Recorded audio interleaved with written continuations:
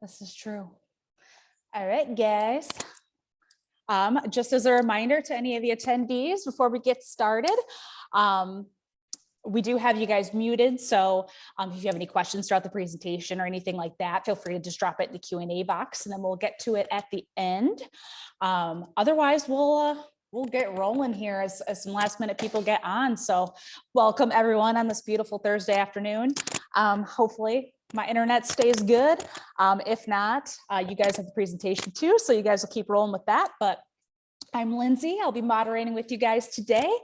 And we're going to talk about increasing your greenhouse production with some luminescent layers. So Damon, if you want to get to Ubiquity, we'll get rolling. All right. Sure. All right. So yeah, Ubiquity. Just a little bit about you guys as what we're gonna do is we're gonna introduce the company, we're gonna introduce some of the presenters, and then we'll go ahead and get into an outline. And then we'll get rolling with the meat of the presentation. So just a little bit about Ubiquity. Ubiquity is an advanced materials company based in Los Alamos, New Mexico. Go New Mexico. It is a platform technology company utilizing its formulations of nanoparticles known as quantum dots to power product innovations in agriculture, clean energy, and security. Ubiquity is short for ubiquitous quantum dots, and Ubiquity is a startup spun out of Los Alamos in 2014 by Hunter McDaniel. And you guys employ over 25 full-time employees with expertise in materials science, chemistry, engineering, agriculture, and business management. Ubiquity also licenses a lot of intellectual property to LANL, MIT, and University of Washington. And today we're going to talk about some innovative luminescent greenhouse layers from Ubiquity with UBIGRO. So with me today is Damon, Director of Agriculture and Research. And then I also have Eric, Director of Sales. So Damon and Eric, I'll let you guys take it away and go ahead and introduce yourselves. Thanks so much, Lindsay. I'll start if you don't mind, Eric. I just want to thank all the attendees for being here. Just so everyone knows, this is our first webinar. So we're really excited about it. And we're hoping to do a lot more webinars in the future. This one's going to be a little bit more general about the luminescent layers known as UBIGRO. And we'll be doing more specific topics later on in the year. So I'll take a minute and introduce myself. I'm Damon Hebert. I'm the Director of Agriculture Research with Ubiquity. I've been with the company about 3 years, a little over 3 years. Got a background in solar materials engineering.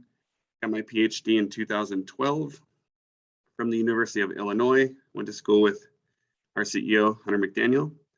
But I also have a background in cannabis cultivation. I founded Dr. Jolly's out of Bend, Oregon in 2013, I should say co-founded. And I ran that company for about 5 years. It's a vertically integrated production and retail company, still exists today.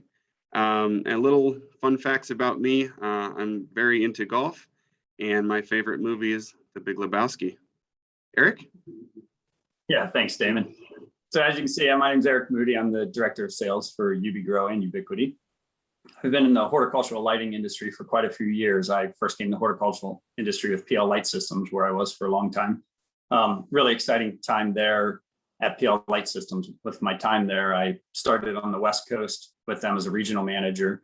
And that was during a time where cannabis legalization was just really getting going. So it was really fun to be a part of that and watch that growth. PL Light Systems, for those of you that don't know, they've been around for 40 years. They are the father of supplemental lighting for horticulture. I know there's a few PL Light Systems folks I saw registered today. So thanks for joining. Need to get caught up with you guys. So give a shout out to the best lighting company in the industry. And then when I'm not meeting with growers and consulting growers on the best way for utilizing and optimizing sunlight, I spend my time coaching lacrosse with my boys, or my family and I live in Hood River, Oregon. So I live in a national scenic area, and the mountain biking here is absolutely tremendous. So spend a lot of time doing that as well. So thank you everybody for joining, but I say if we're ready, let's get rolling. So quick outline of what we're going to discuss today. I want to talk a little bit about why greenhouses, why are greenhouses so popular, and why we're moving more and more towards greenhouse growing, especially for sustainable production of food and food crops. I want to talk a little bit about light quality. We understand that light quantity is very important, light duration is very important, but we want to talk about the quality of light and specifically, how can we improve sunlight? We're going to share a little bit about some research. Some of it is fairly new research that's been done. Some of it's 40-year-old research that's been done on why more red is important, how we actually don't need as much blue as you probably think we need, even when talking about cannabis production and really making sure we're retaining high terpene and THC levels. And then a very important one is the retention of green light. Most people have this belief of green light not being important to growth, and that's why leaves look green, because it's reflecting or not using green light. But recent studies have shown that's definitely not true. And then we'll talk a little bit about what are some of today's options for spectral control in a greenhouse. Then we'll go into what our solution is, our quantum dot retrofit layers. Damon's going to share a bunch of pilot information, real world validation, trials that we've been doing on a bunch of different crops. And then we'll finish up with, how to get in touch with us, maybe even a special offer for those of you that did register today and are part of this. And finally, with a quick question and answer session at the end. So let's get moving with why greenhouses.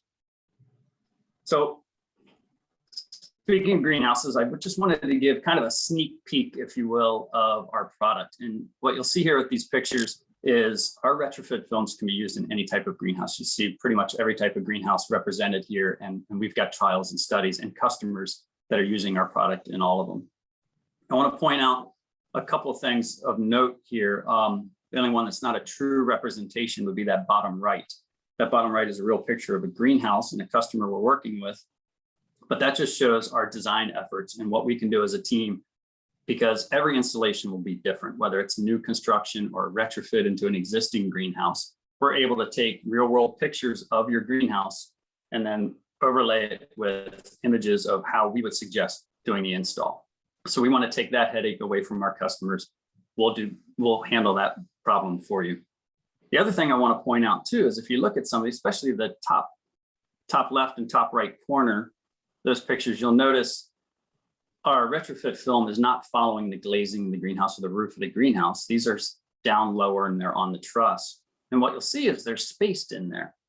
And that's really important to note because our retrofit films don't need to be 100% coverage.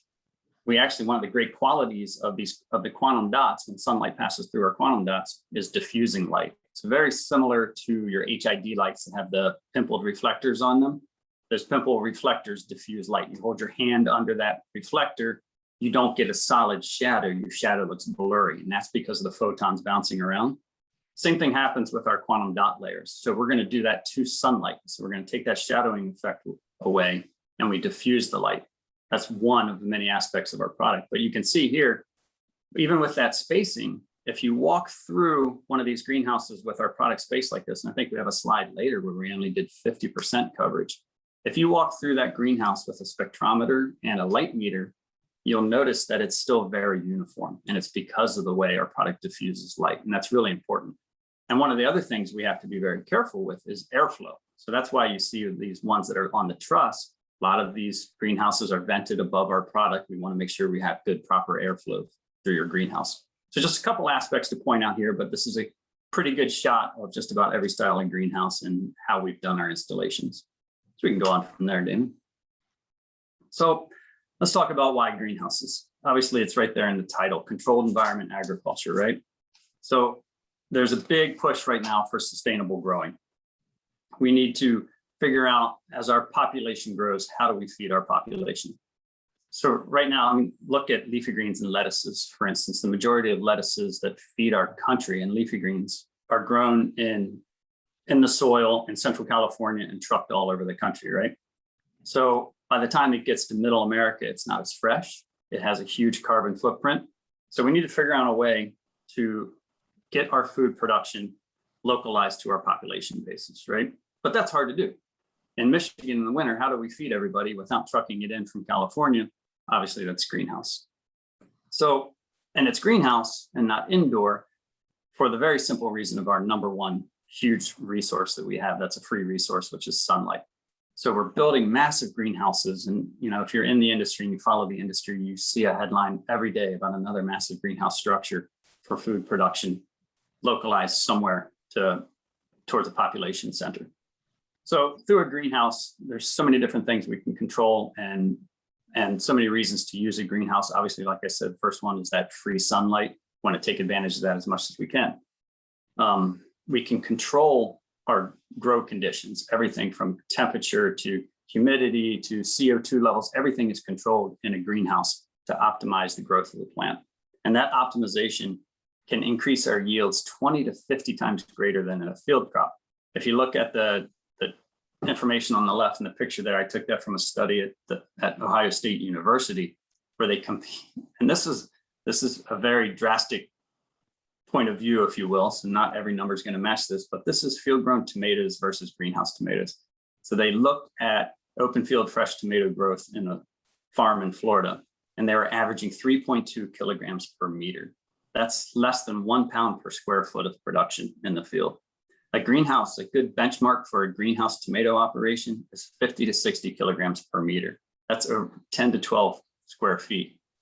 If you notice at the very bottom, Village Farms has the record for yield, 20 pounds per square foot. That's 100 kilograms per meter squared. That's way more production localized towards the population center, feeding that environment. The other big thing is pesticides. When you grow in a field, you're constantly fighting all the bugs that are going to try to destroy and eat your crop. In a greenhouse, you can grow pesticide free or very little to no pesticides, so much safer production of food. Obviously, the year-round production is possible, and climate change is the big one. You look at not just in the United States and Canada and fighting climate change and forest fires and droughts in California, where a lot of our food is produced, but look at the world on a whole. We're constantly battling climate change right now with our food production. So we can go on from there, Damon, thanks. So we talked a little bit about light quality, quantity, all of that. So let's talk a little bit about the spectral effects of photosynthesis and light quality. So light quality has been studied for almost 70 years. And back in 1972, McCree came out with PAR. Basically in the 70s, McCree and others found that the quantum yield or photosynthetic efficiency of red light, 600 to 700 nanometers, was about 25% greater than blue light, which is in that 400 to 500 nanometer range, and 5% greater than green light. And this still holds true today, especially in the field of cannabis. So looking at these charts, you see on the right, that is our PAR. That's the McCree curve that shows between 400 and 700 nanometers is the most efficient for plants. That's what plants use the most. And our visual light is right smack in the center of that spectrum. What we do know, as I just stated, red light is the most efficient for growing. But sunlight has an excess of blue light. 27 to 31% of sunlight is blue, and 5% of unused UV light as well. Now, recent studies that we'll talk about even more so by Bruce Bugbee and others have shown there's kind of a push right now to expand PAR. And that expansion of PAR would include far red. So some people have referred to it as PAR plus, but it's from 700 to 750. We have recent studies that showed these photons are equally efficient at driving photosynthesis when coupled with the shorter wavelengths of full sunlight. So the image on the top left really shows you the breakdown of our color light spectrum. That PAR light, like I said, is right there in the middle, 400 to 700. But you can see outside of that, what we can't see with our eyes is still the radiation that's hitting us from sunlight. I think we can go on from there, Damon.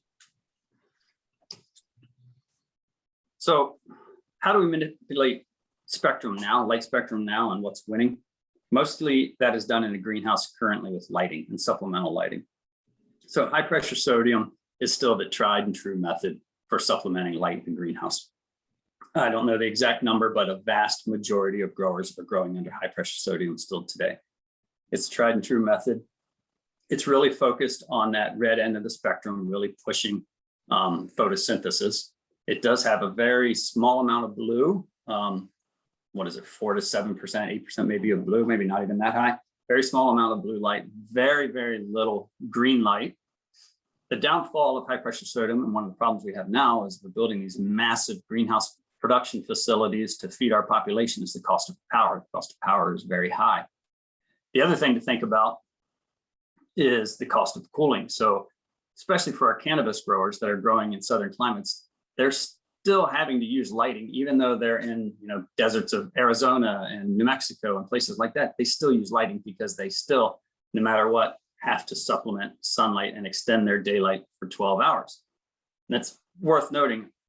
Our product doesn't do that. Our product is not something that's going to replace your lighting system. It's not going to extend daylight for you. We can't physically do that. We're using natural sunlight.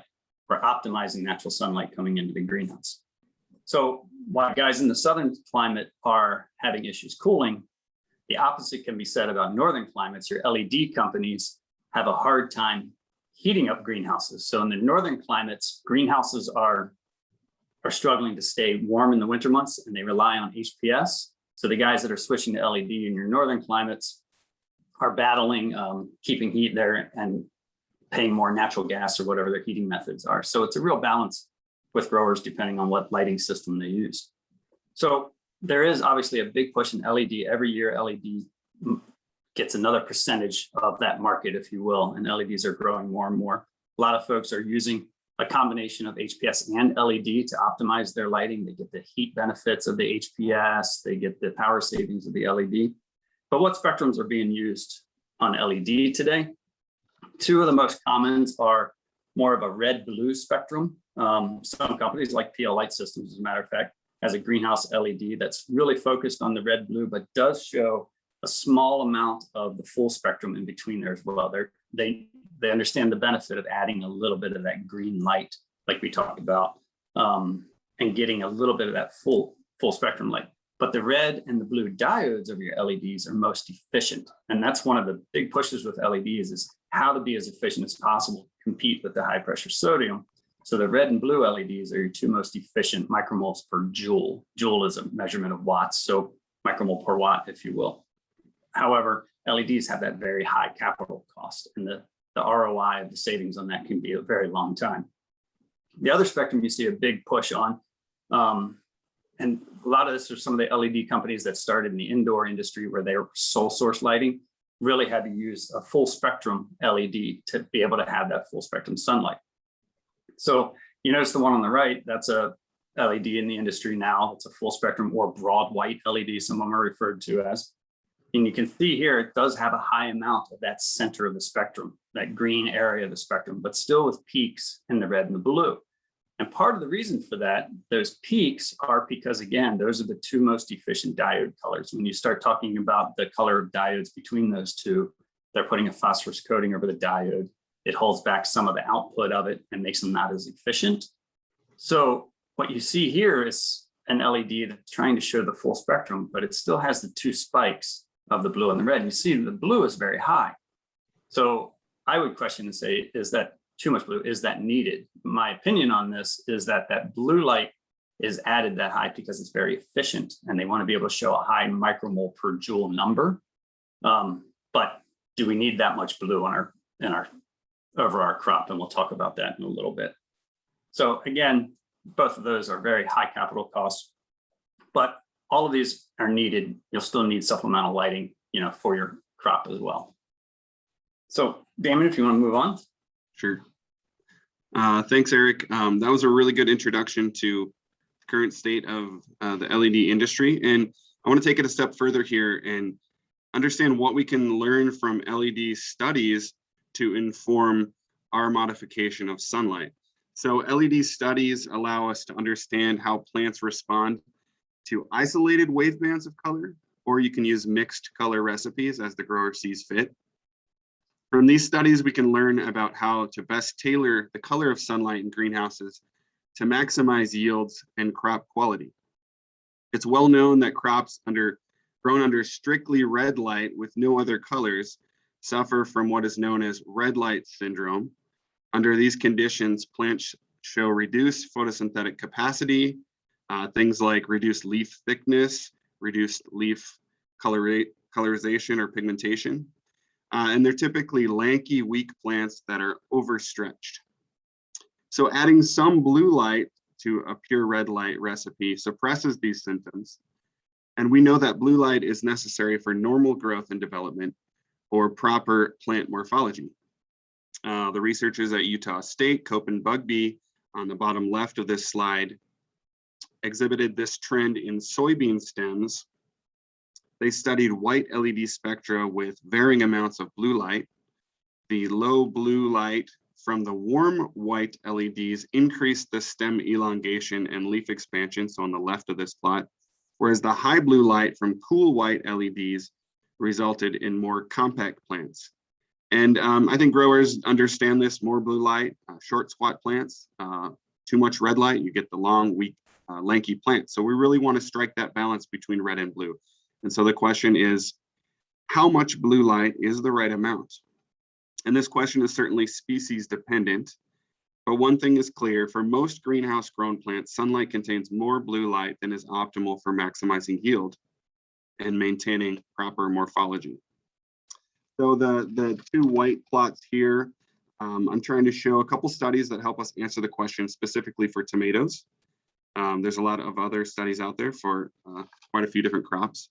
Both these studies show optimal blue content between 10 and 15%, much less than what is contained in sunlight, which is usually around 30% blue. So you can see in this plot in the middle here, as we increase blue, the dry mass of the tomato plant goes down, and there's this small sweet spot here, right around say 12%. The same thing over here. This is final fruit weight in tomato and final shoot weight in tomato, and you see that optimal point there, somewhere between 8 and 15%.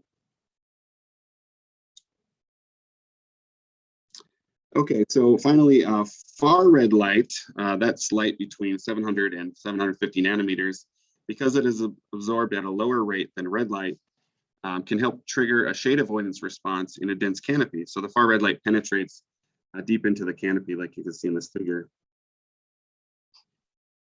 Traditionally, the definition of PAR light has been cut off at 700 nanometers, but recently it's been shown that far red light can drive photosynthesis just as well as visible light, as long as it's provided in small amounts, usually less than 15% of total light, along with traditional visible PAR photons. So generally, we're learning that the presence of far red light is actually a positive for dense canopy crops like tomatoes, cucumbers, things like that. Okay, so let's shift gears and talk a little bit about green light, specifically in dense canopy crops. A common misconception that has historically been popular amongst plant biologists is that green light is ineffective to plants and it does not drive photosynthesis. So there's this widespread interpretation that green light is not used efficiently in photosynthesis. And that's typically because the chlorophyll, look at the chlorophyll absorption, it has a minimum in the green band. However, while red and blue light have been shown to drive CO2 fixation in upper canopy leaves, it's actually the green light that penetrates deeper into the canopy, and therefore it drives CO2 fixation in lower canopy leaves.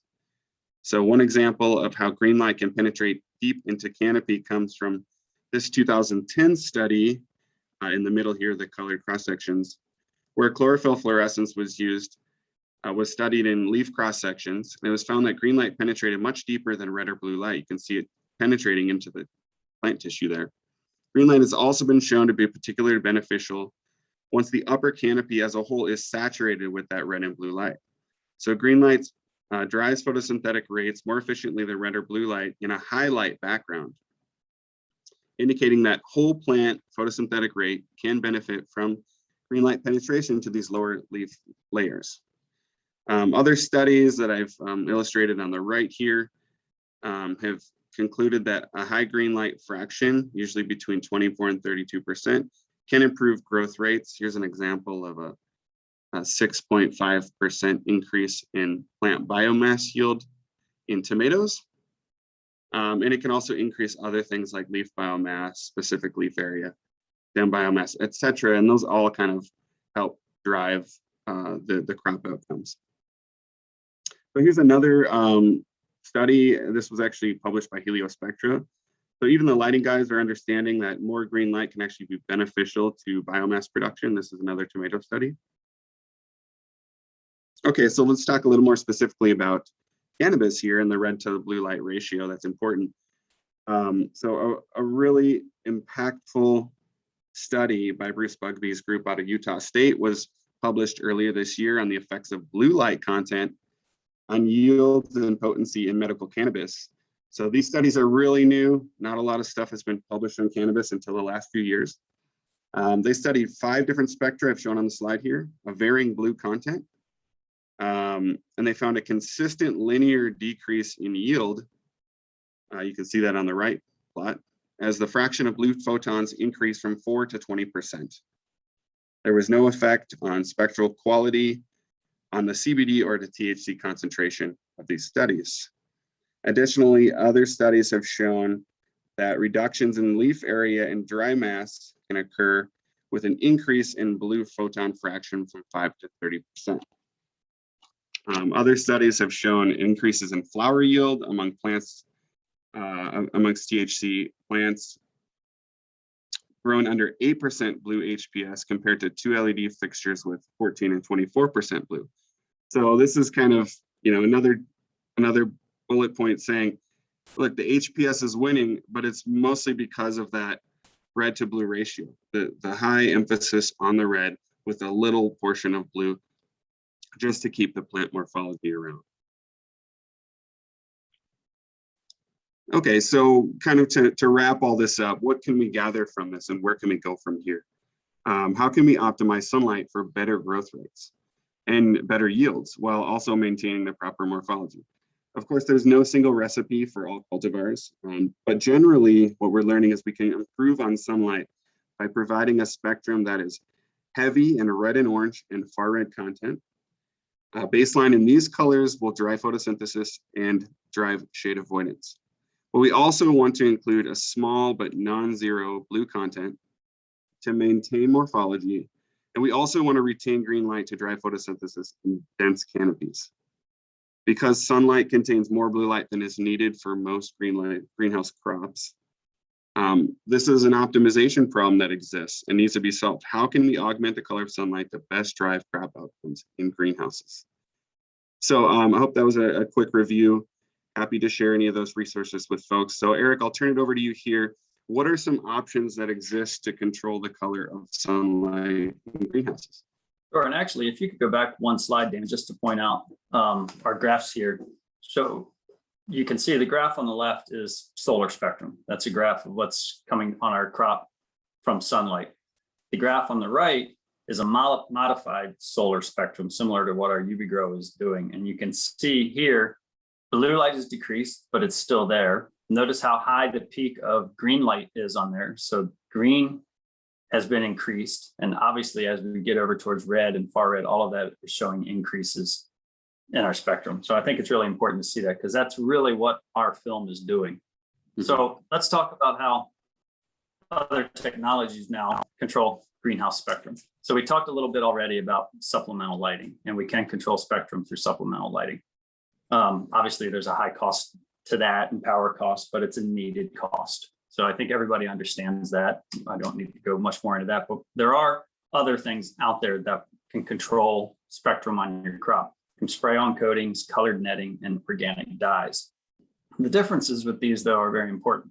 Your spray-on coatings and your colored netting, they are not changing light spectrum. They are filtering certain parts of that spectrum out. So like typically what they're doing is they are filtering out some of the blue, usually some of the green as well, most of the blue and green, and allowing the red to come through. So they don't maintain a high par value. So not great for all crops.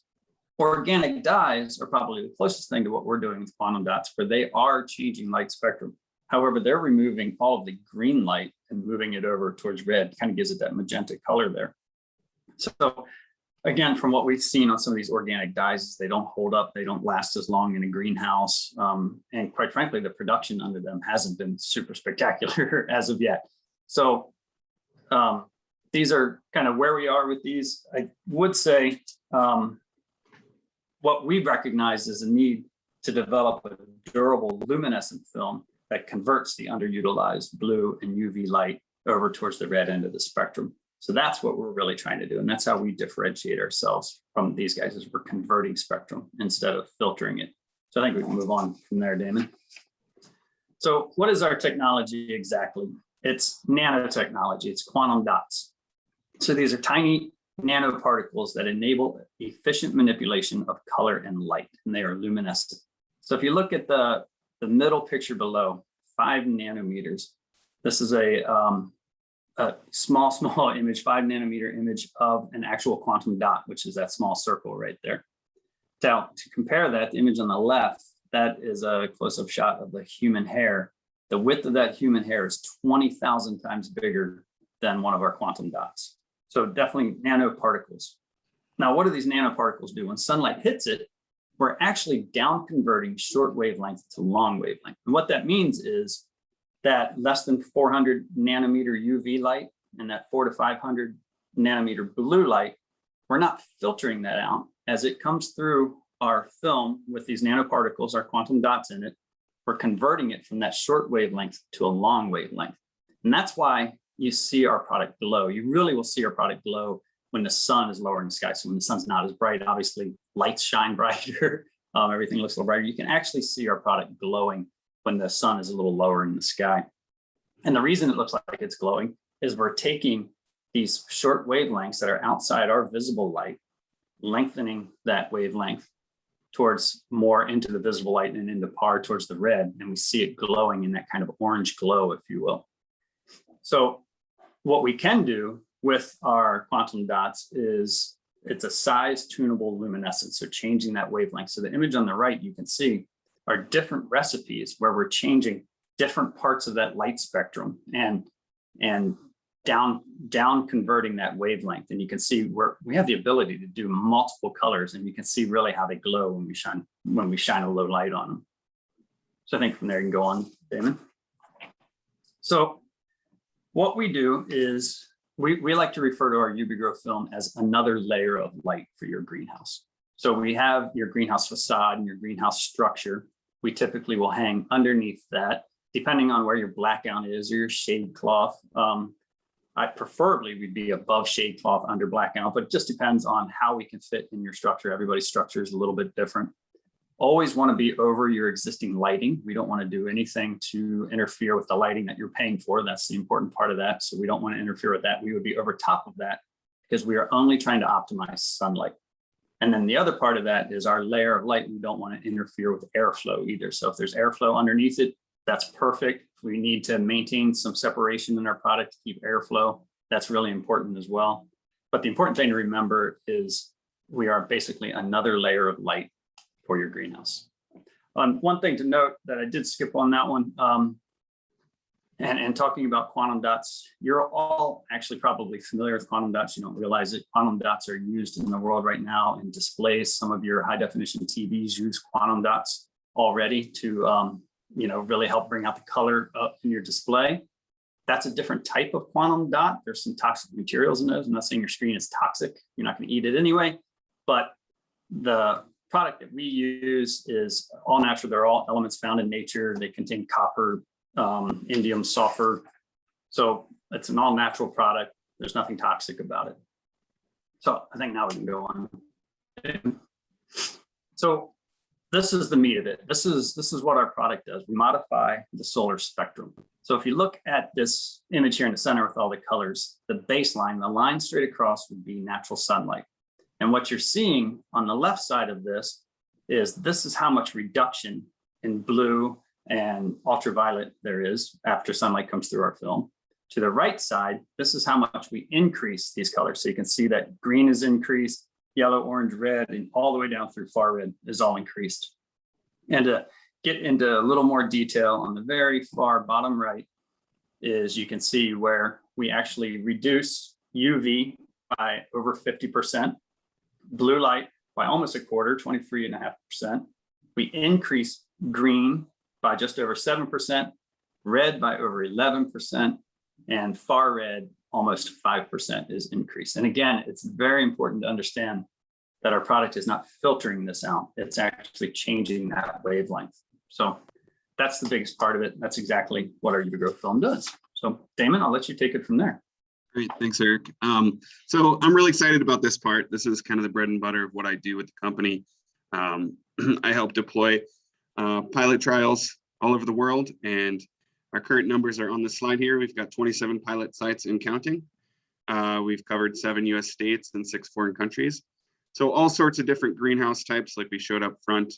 You've got your super high-end glass Venlo Dutch style greenhouses. And then all the way on the other side, you've got kind of your open-sided plastic hoop houses you might find on the west coast of the US and everywhere in between. Typically, we've seen yield improvements anywhere from 5 to 20%. We've done most of our trials on cannabis, tomatoes, and lettuce, but we've also covered or are starting to cover crops like cucumbers, strawberries, peppers, herbs, and annuals, as well as we just start our foray into the ornamental market. So in the next few slides, I'm going to take you through some of our pilot trials. You can find more information on our website about these if you want to read more details. So let's walk through those. Okay, so this is a trial really close to our headquarters in New Mexico over Beefsteak Tomatoes. You can put layers of UBIGRO right over the top of the crops. It doesn't have to be right up against the facade. And we found a 20.5% yield improvement. A pretty big number. One of those reasons is that New Mexico has got high altitude and a lot of sunshine. So the more UV light and the more sunshine we have, the better our yields are. No trend is perfect, but that's typically what we've seen. This is the data from that trial over about 5.5 months of growth. You can see that UBIGRO film outproducing the control side pretty consistently. And you can also see the performance by month on the right-hand side here. And you can kind of see that trend too. As the sunnier months move along, you see a better performance from the UBIGRO as we're able to harness more and more of that sunlight. And then one thing to note, the March performance is not as good as the control, but that's just because we installed the film right then. And the plants really need to grow up under that orange glow for a good number of weeks before they actually see that yield benefit.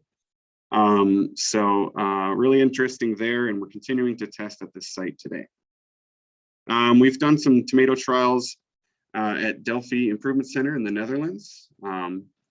There's just a few shots of this. We did a trial in beefsteak tomatoes in 2019 that I'm going to show some data from. There's the beefsteak tomatoes there, beautiful greenhouses. So Delphi Improvement Center is a third-party horticultural research center. They do a lot of research for third-party groups. They do a lot of lighting research. So you can see other bays with LEDs and HPS lighting. But of course, our trial is not using any lighting, just the UBIGRO to alter the environment. We did over 760 plants in this trial, and we had about 3,500 square feet of UBIGRO installed in these 2 bays. Here's the data. This paper has been submitted to scientific reports. We're hoping to get it published here in the next month or 2. But you can see the improved yield on the left-hand side here. We had a 5.7% yield improvement just based on tomato production. And then we also were able to reduce the amount of waste in this harvest. So that means wasted fruits would be like torn skins or something that would be rejected from the production line. So it's pretty typical that they have somewhere around 5% waste. So we were able to reduce that amount quite a bit. And then we also use this metric called light use efficiency. And so that's sort of taking a trial where 2 sides of the trial aren't exact in total intensity of light. And we're normalizing those 2 sides to make them equalize. So the metric is the grams produced of a product, tomatoes, per mole of light used. So how efficient are you using the light that you do have? And we improved the light use efficiency by over 22% in this trial.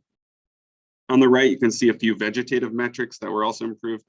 The height of the tomato vines was improved by 10%, and typically leaf length was also improved. And you can see that over the 160-day trial there with Delphi. So we're continuing to work with Delphi today, trying out new color recipes, things like that. We're also doing cherry tomatoes, things like that with them. So really excited to be working with them. So changing gears now to lettuce. It's not a crop we have a ton of data on. We're launching our first commercial lettuce trials right now, but here we're doing work with Santa Fe Community College near our headquarters on nutrient film technique grown lettuce. It's a really great experiment because we're able to harvest every single week on a perpetual cycle. So we're seeding, we're transplanting, we're harvesting every single week, 3 rows at a time. And so far for this year's trials, we're at a 6.4% dry weight yield improvement. So really great to work with them and have a student growing the lettuce for us, and being able to kind of contribute to their curriculum too. We've done some a lecture for their CEA class and things like that. So also we do some in-house trials at our headquarters on lettuce. So here we're actually using a metal halide daylight blue bulb to essentially simulate sunlight the best we can. You can see the spectrum here. The gray is our control, which is in the middle of this indoor bay. And then on the right, you can see the UBIGRO altering the spectrum by essentially what Eric had described earlier. So here we've seen from this year's results, we've seen a 5% dry mass improvement. And again, we calculate light use efficiency at 8% improvement there. So we're continuing to work on lettuce in-house, and like I said, launching commercial lettuce pilots right now. One exciting one is coming up in Hawaii, so really excited about that one. Okay, so we've done a little bit of work in-house on some ornamentals, specifically geraniums here. We did a side-by-side trial here on geraniums. This is just a photo of what that trial looks like. This is done in a greenhouse near our headquarters that we're able to use. And when we kind of look up a little bit closer, visually, you can see the UBIGRO side having a higher flowering density, larger flowers. There's certainly more red on this side than the other side. How can we quantify that? Of course, we count the number of flowering clusters over time.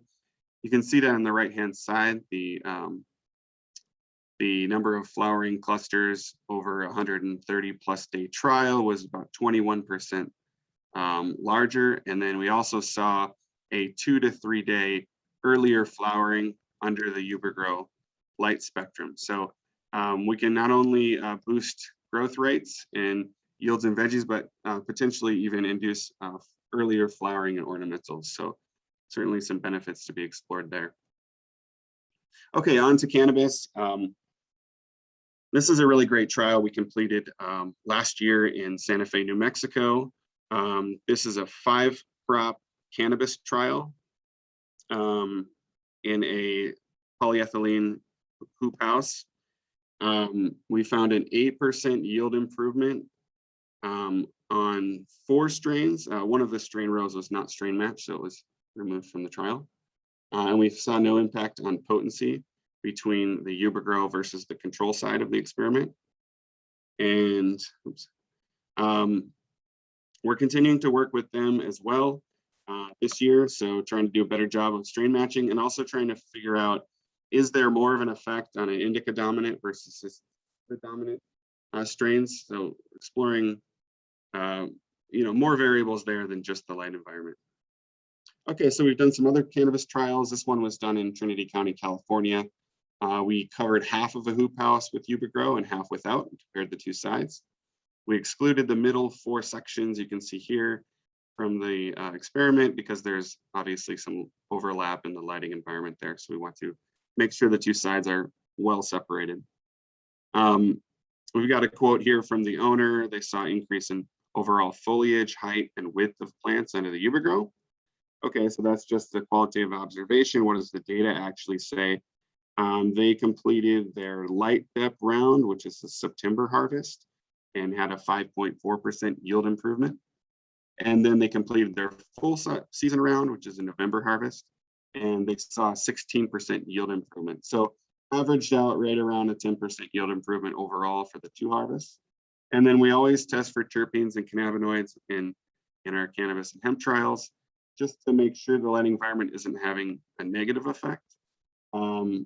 You can see how small these deltas are for the terpenes and cannabinoids, all well within the error of the testing, which is usually about 10%. So essentially no effect on terpenes or cannabinoid content. Eric, since you did the install here, I'll pass it back to you to talk about the Canby Oregon project. Yeah, for sure. Canby is an exciting one for me. Obviously, it's in Oregon here. This is a customer of mine over 5 years ago with PL Light Systems. And when I first started with UBIGRO, Damon had told me he'd been in contact with these guys already and was working with them on the design of how to install UBIGRO in their greenhouse. So you can see the image on the right, we literally just rolled this out right across their trusses, so that's supported every 12 feet. The very center row you can see is pulled pretty tight. If you look to the right, you can see that's not fully installed yet. And they're kind of sagging a little bit. It's hanging on the shade cloth there. So we had to pull those tight on each end, get it tight.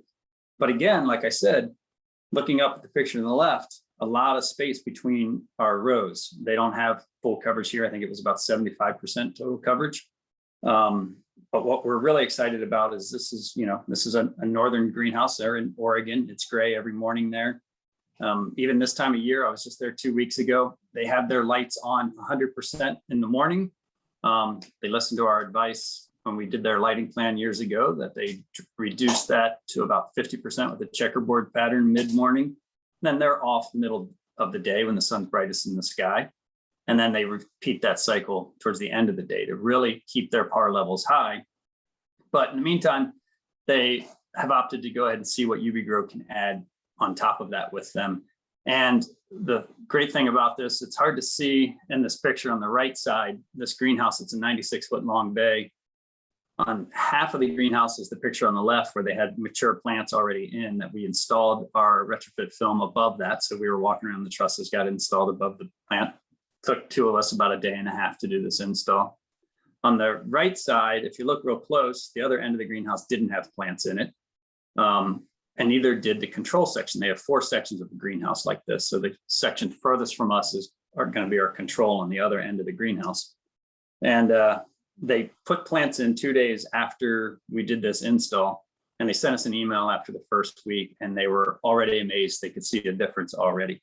They were seeing greener stems, bushier plants, more full, just looked overall more healthy on the UBIGRO side than it did the other side. So excited to see how this one turns out for us. It's again in the infancy, but we're going to track it over the next year and see how they do. So really excited for it.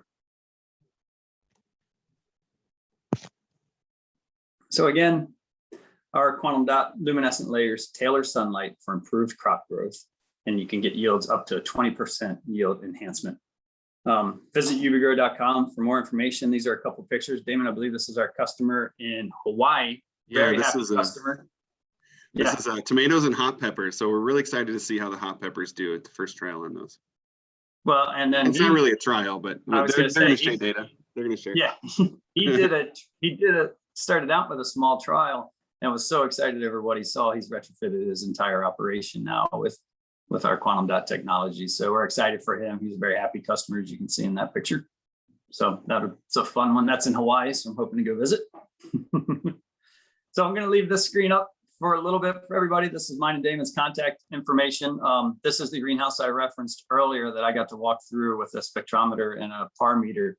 And no matter where I stood in that greenhouse, it was reading the same thing because of the way our film diffuses light. And you can see this is only 50% coverage. So again, I said earlier, we want to give everybody a special offer. You know, one of the things we believe here at UBIGRO as we're getting going is the more people using our product, the more greenhouses we're in, the more people are talking about us, the better. So for everybody that's registered today and on this, if you give us a call or an email and you say you're on our webinar on August 5th, you'll get 20% off your order to give it a try and see how it works for you. So excited to offer that to everybody. And obviously we'll work with you to design a full custom design for your greenhouse. Awesome. So that said, yeah, if you want to open it up to questions, Lindsay, that'd be great. Yeah. Awesome. You guys killed it. I see we have quite a few people on right now and we have a couple questions. So let me go ahead and see what we got here. So Luke Chase wants to know, apart from kilograms of biomass produced, there is a metric of nutrient value, especially bioflavonols. These are normally produced in response to some form of stress of the plant. What data do you have about light spectrum effects on concentration of bioflavonoids in, say, blueberries?